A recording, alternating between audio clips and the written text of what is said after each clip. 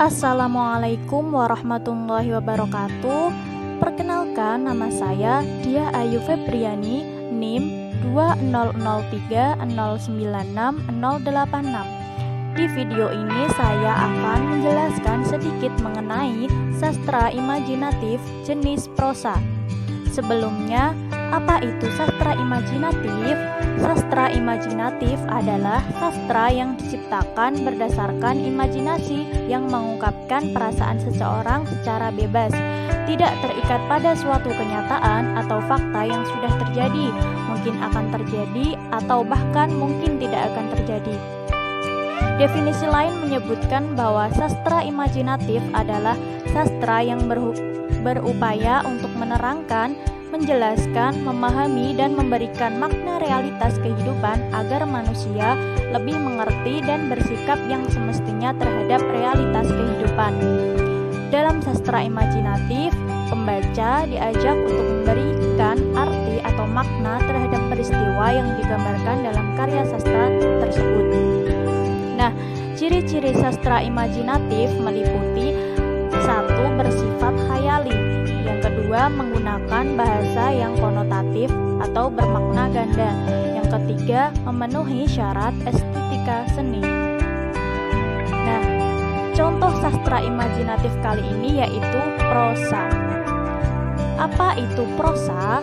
Istilah prosa berasal dari bahasa Latin yaitu prosa yang berarti terus terang, sehingga prosa dapat dikatakan sebagai suatu karya sastra yang digunakan untuk mendeskripsikan suatu fakta.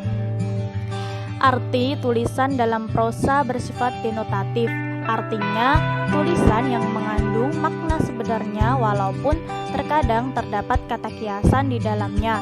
Hal tersebut hanya berfungsi sebagai ornamen untuk memperindah tulisan dalam prosa tersebut.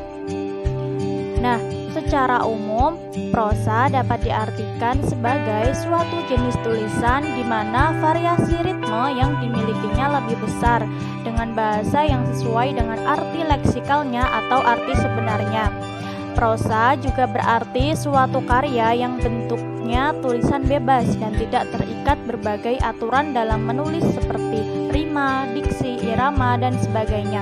Dalam Kamus Besar Bahasa Indonesia, prosa diartikan sebagai karangan bebas atau tidak terikat oleh kaidah yang terdapat dalam puisi. Selanjutnya yaitu ciri-ciri prosa. Yang pertama, bentuknya bebas, maksudnya tidak terikat dengan aturan penulisan sebagaimana puisi. Yang kedua, memiliki tema yang menjadi dasar dalam cerita dan pokok bahasan di dalamnya. Yang ketiga, terdapat urutan peristiwa atau alur, bisa berbentuk alur maju, mundur, atau campuran. Yang keempat, terdapat tokoh di dalamnya, baik itu manusia, hewan, atau tumbuhan.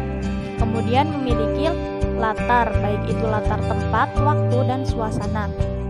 Terdapat amanat atau pesan, ada pengaruh bahasa asing atau dapat dipengaruhi atau tidak dipengaruhi. Kemudian ada nama pengarang atau tidak selalu dipublikasikan. Kemudian mengalami perkembangan. Nah, unsur-unsur dalam prosa meliputi yang pertama ada unsur intrinsik, yaitu tema.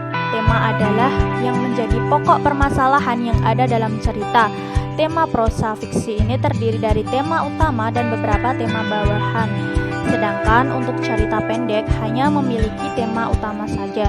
Yang kedua ada amanat, yaitu pesan-pesan yang disampaikan oleh pengarang, bisa secara eksplisit atau terang-terangan maupun secara implisit atau tersirat dan tersembunyi. Yang ketiga ada alur atau plot, adalah urutan atau kronologi peristiwa dalam suatu cerita.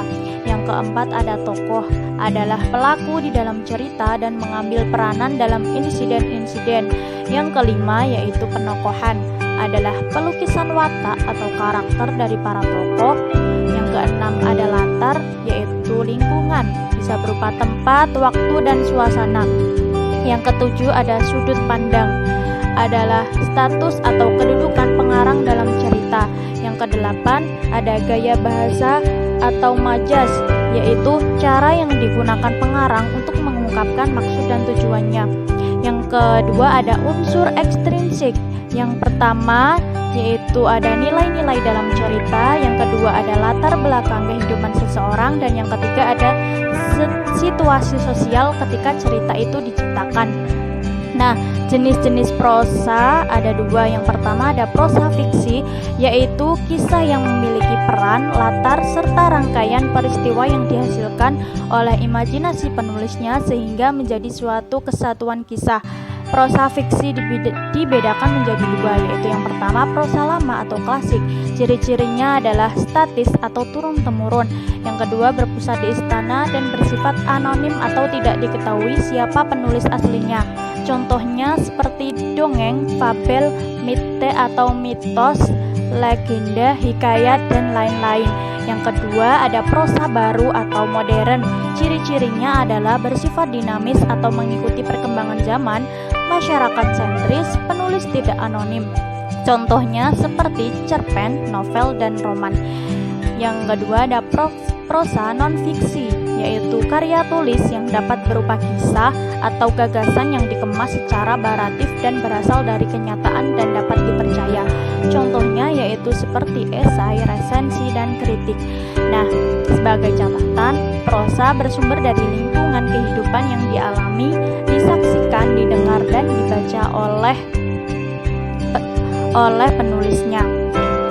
Sekian penjelasan mengenai prosa dari saya. Apabila ada kesalahan mohon dimaafkan. Sekian, wassalamualaikum warahmatullahi wabarakatuh.